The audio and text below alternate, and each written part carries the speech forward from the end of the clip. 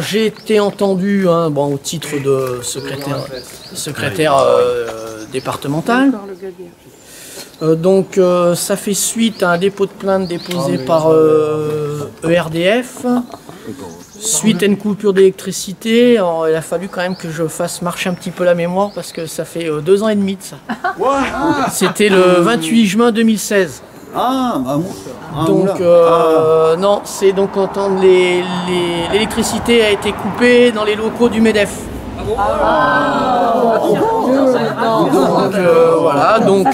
Donc l'intitulé précis de la convocation, c'est être entendu suite à vol et dégradation en réunion.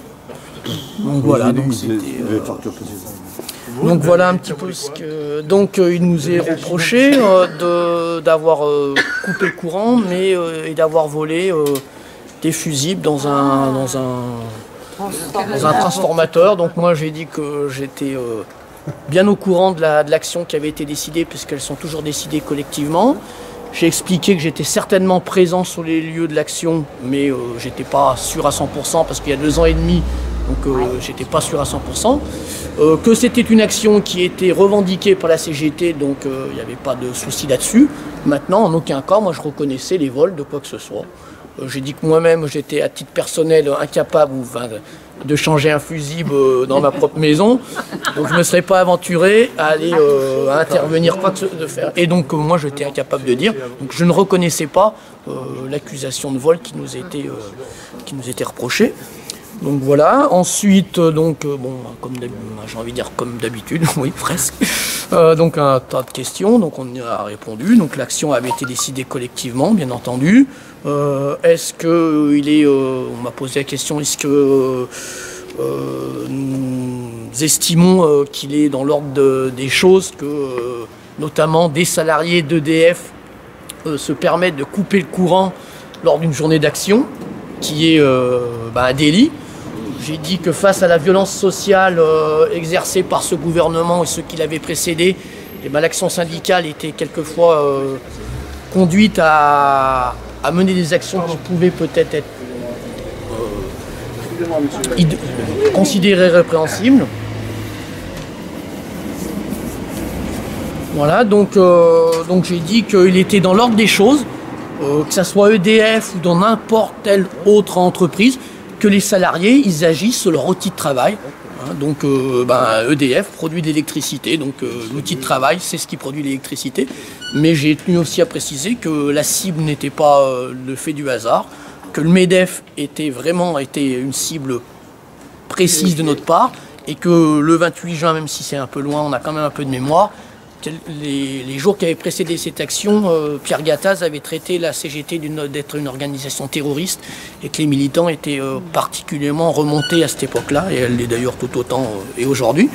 Donc voilà ce qui a été, on va dire, dit. J'ai précisé et j'ai tenu à faire une déclaration à la fin de mon audition et qu'elle soit portée au procès verbal. J'ai dit qu'on notait depuis maintenant plusieurs années qu'il y avait de façon systématique que l'action syndicale était criminalisée et qu'on le dénonçait et qu'on avait le sentiment. Et les faits tout récents nous démontrent que le gouvernement et le patronat allaient tout le temps sur le terrain judiciaire pour essayer de museler le mouvement social et le mouvement syndical et plus particulièrement la CGT. Donc ça nous empêcherait pas de continuer d'agir parce que voilà, on était là pour l'intérêt général et de couper l'électricité au MEDEF, et on peut considérer que c'est quand même une action d'utilité publique.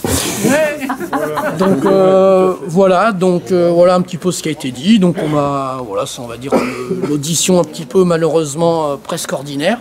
Parce que je crois que ça doit faire 7 ou 8 fois que je suis entendu au titre de représentant de la CGT, parce que soyons clairs, quand c'est moi qui est entendu, c'est bien la CGT qui est dans le collimateur et l'action syndicale en général, mais quand même la CGT est bien ciblée. Donc voilà, on verra maintenant, c'est une enquête de plus. Apparemment, j'ai été entendu parce que le lendemain du 28 juin 2016, un article de La Montagne relatait la coupure d'électricité, notamment sur Moulins, et nous avions revendiqué cette action parce que la CGT n'est pas une organisation terroriste.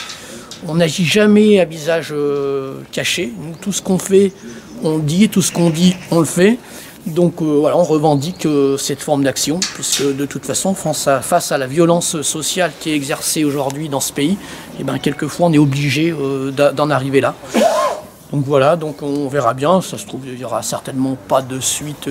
Voilà. Il m'a été demandé si je connaissais les salariés d'EDF, parce que j'ai quand même tenu aussi à préciser qu'on n'était pas une organisation qui était irresponsable, et que si on menait ces formes d'action, il était fort probable que les personnes qui avaient agi étaient des gens compétents et qui ne prenaient pas de risques. Voilà. Pour autant, il m'a été demandé d'identifier, donner le nom des personnes qui avaient agi. J'ai dit je pourrais, je les connais, mais je refuse. Donc voilà. Donc voilà, on verra les suites s'il y en a. S'il y en a d'autres.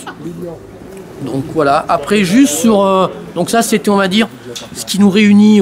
Voilà. Et je vous remercie aussi de vous être levé tôt ce matin et d'être présent. C'est toujours ça, et j'ai envie de dire, on a déjà vécu cette scène à chaque fois, mais à chaque fois vous êtes là, et donc je vous remercie. Donc là, c'était, voilà, je viens de relater un petit peu ce qui s'est passé aujourd'hui et ce pourquoi on a été entendu.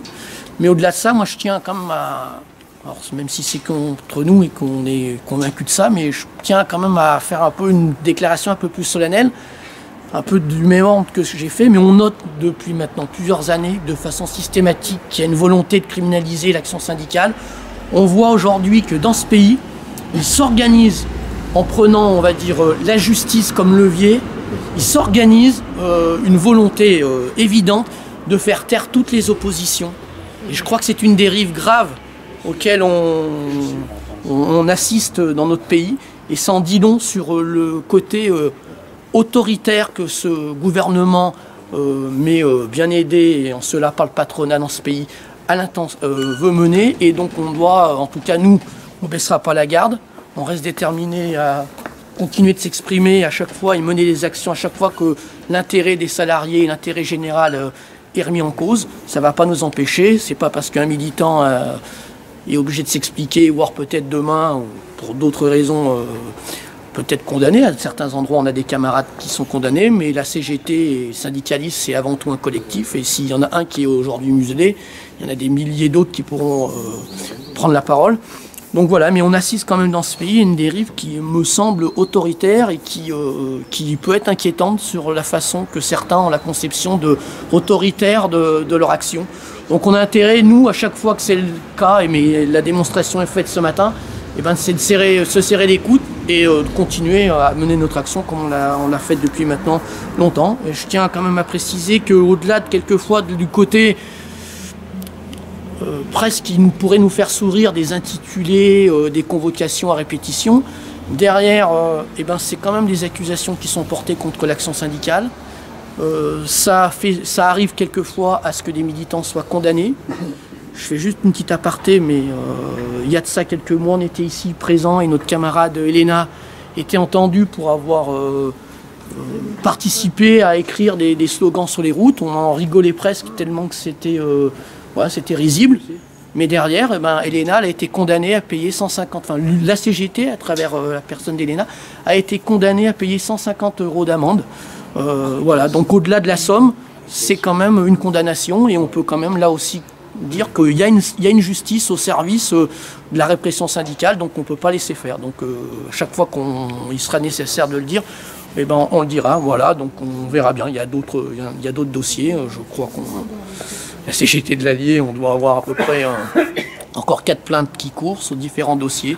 Donc on voit bien quand même que c'est orchestré de partout. Les militants, ils sont inquiétés. Il y a des militants dans les entreprises. Me vient en tête très rapidement, mais notre camarade Caroline à Clinique Saint-François, parce qu'elle défend l'intérêt de ses collègues, eh ben, elle est la cible de sa direction. Elle est voilà, ils veulent lui faire la peau. Voilà, donc c'est les militants dans les entreprises qui sont discriminés, qui sont attaqués. C'est les militants hors des entreprises. Le 5 novembre, j'en profite, mais on doit être nombreux pour aller soutenir le secrétaire départemental de l'UD-CGT du Puy-de-Dôme, qui est entendu en correctionnel parce qu'il a participé au titre du collectif CGT à une action de distribution de tracts sur la gare de péage de Gerzat, où on a une société d'autoroute qui se permet aujourd'hui de réclamer des sommes qui sont voilà, considérables. 43 000 € est réclamé la CGT pour le manque à gagner sur une action de distribution. Donc le 5 novembre, eh ben, là aussi, hein, mais c'est déjà passé dans nos listes de diffusion, mais on ramènera tout ça. Mais le 5 novembre, on devra aussi être nombreux pour aller soutenir nos camarades du Puy-de-Dôme. Mais sachez que partout sur le territoire, il y a des militants qui sont aujourd'hui inquiétés du fait de leur engagement syndical. Donc c'est aussi ça qui se joue à travers nos différentes auditions. On veut remettre en cause l'action syndicale, on veut museler l'expression des syndicats. C'est ça qui est en cause aujourd'hui, et plus largement l'opposition, tout ce qui aujourd'hui s'oppose à la politique qui est déroulée de façon très autoritaire. Donc voilà, je termine et je conclurai là-dessus. Donc merci à nouveau de votre présence. Et les suites, il y en aura peut-être, comme il ne peut ne jamais en avoir. Et à la limite, ça serait pas plus mal. Voilà.